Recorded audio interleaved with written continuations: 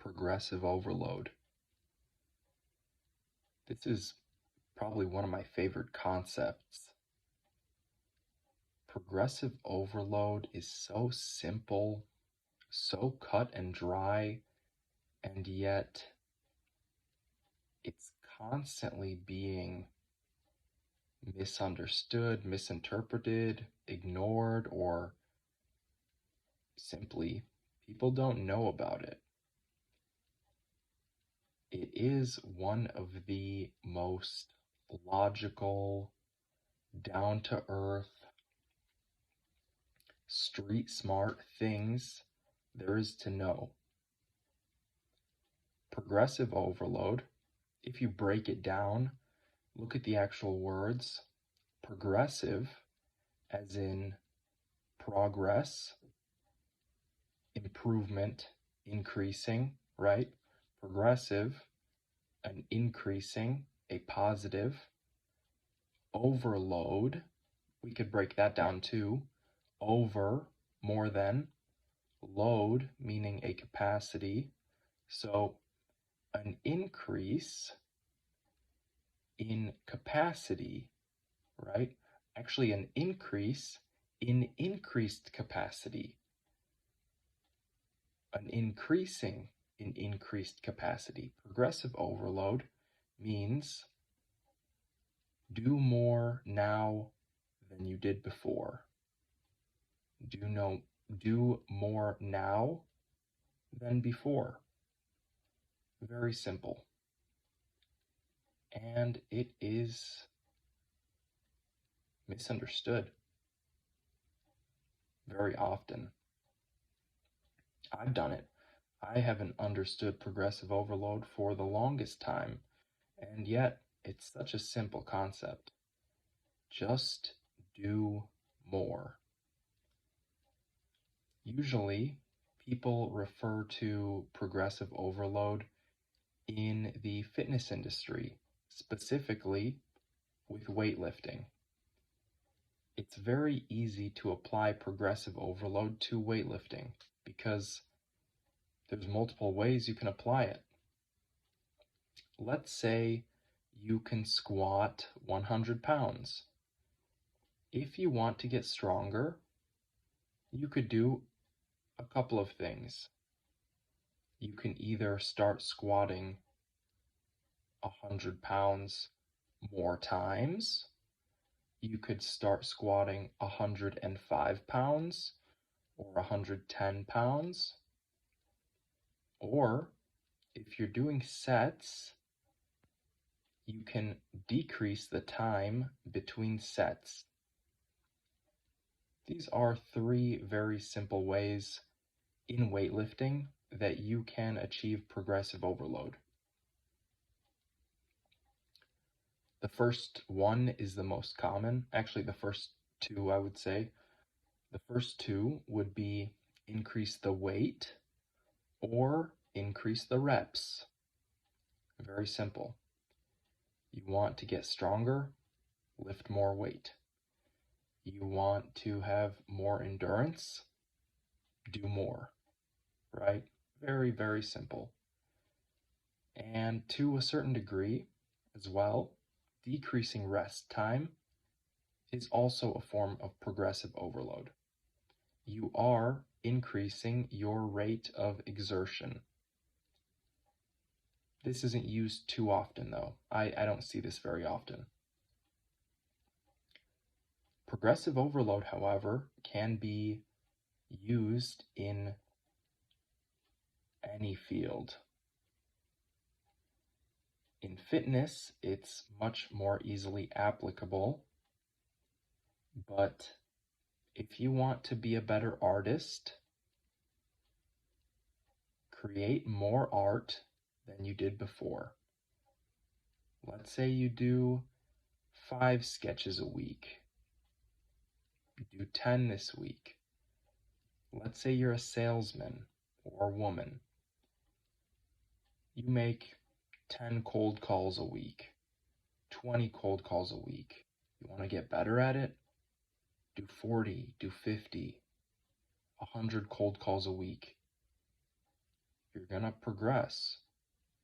You're taking your capacity, perceived capacity, and you're increasing it on a timely basis. One important thing about progressive overload is you've got to be consistent.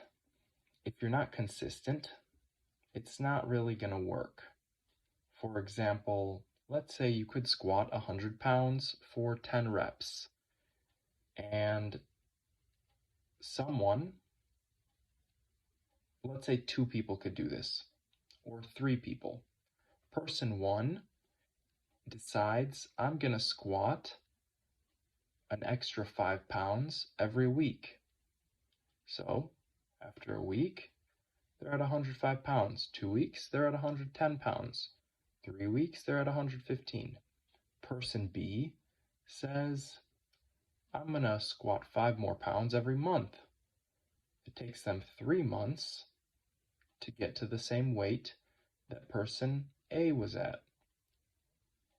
The last person says, I am going to increase the weight every year. Guess what? 3 years of training. And you're finally at the spot the other person was at 3 years ago, basically. There's different approaches. If you don't go fast enough, you won't progress much. At the same time, there is this factor of recovery, so you really can't push it too far. If you don't give yourself time to recover, maybe you just break. Maybe you break and then there is no progressive overload, there's no progress because you're broken. This is also a possibility. It's happened to me plenty of times. Injuries, anything could happen. So, progressive overload works in basically any field. It's very easy to apply in fitness because in fitness, everything is calculated, everything is numbers, everything can be looked at in this way. I didn't really think about it like this until very recently. So, I've been running this year, just the past month. The past month, I've gone on, 8 runs, I think. 8 runs, which is 8 more than I've done the past 3 years, but that's besides the point.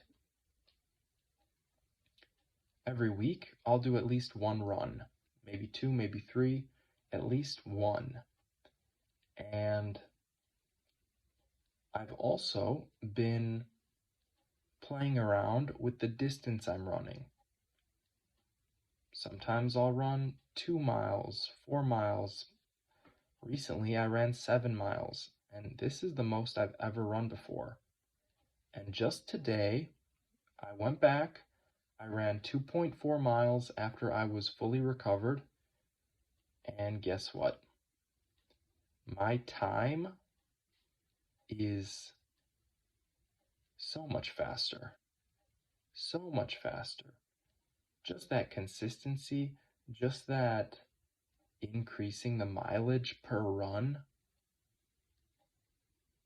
that's progressive overload.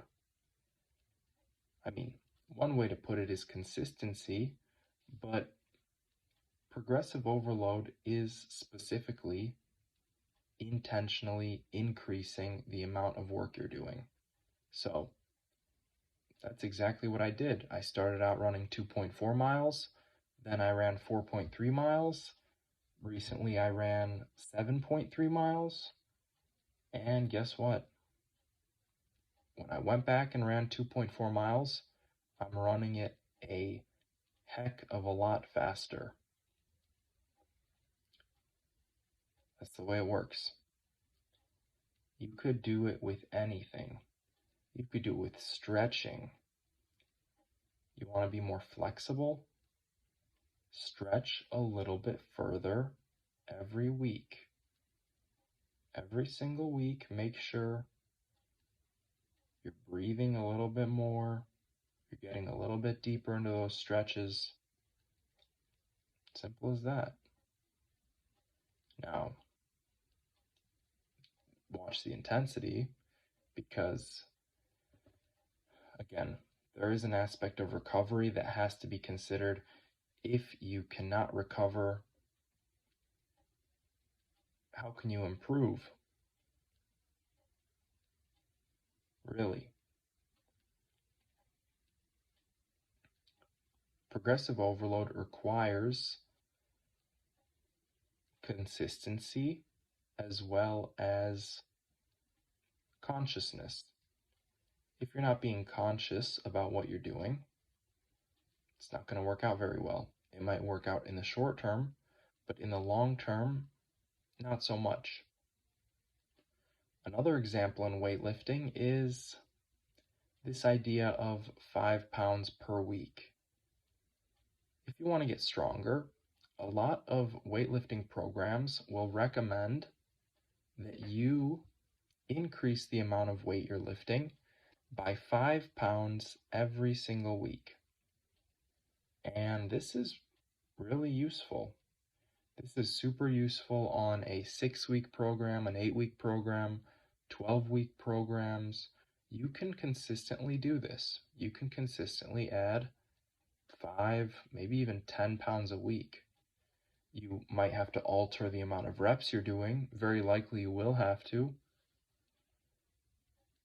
But you can do that. And it only works in the short term. So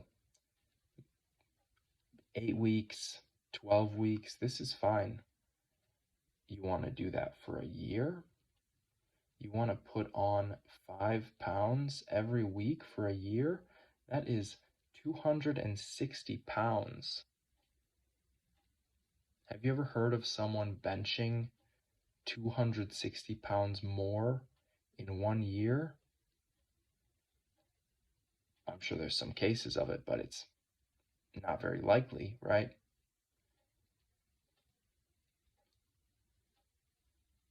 So, it doesn't always work. You have to be conscious about what you're doing. You got to be smart about it.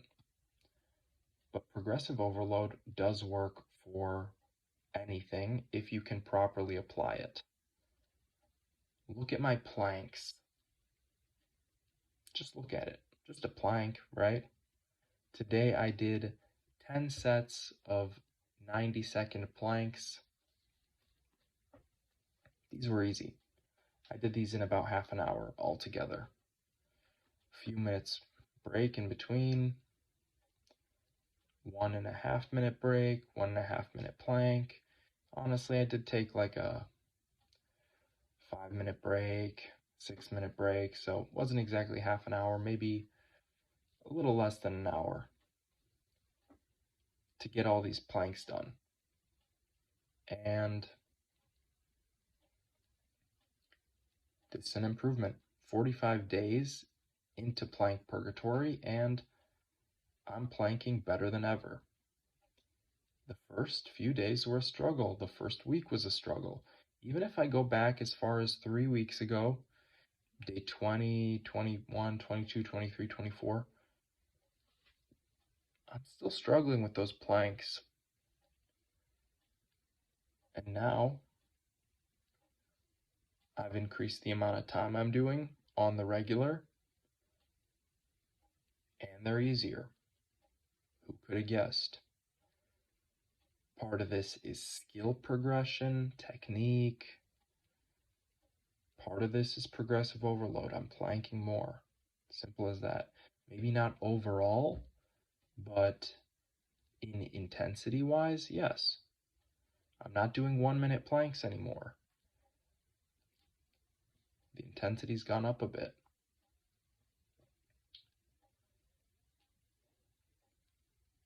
Progressive overload is incredibly useful if you know how to apply it. And luckily, it's very simple to apply. Just do more. And remember to recover. I did a lot of push-ups yesterday, like a lot, over 2,000. I'm not going to do more today. I'm giving myself a little break. I feel all the soreness in my whole chest, in my shoulders. Today's a day for rest. And that's how I'm going to make progressive overload work for me. Thank you for watching. Please leave a like, comment, subscribe if you'd like. I'll be back planking tomorrow.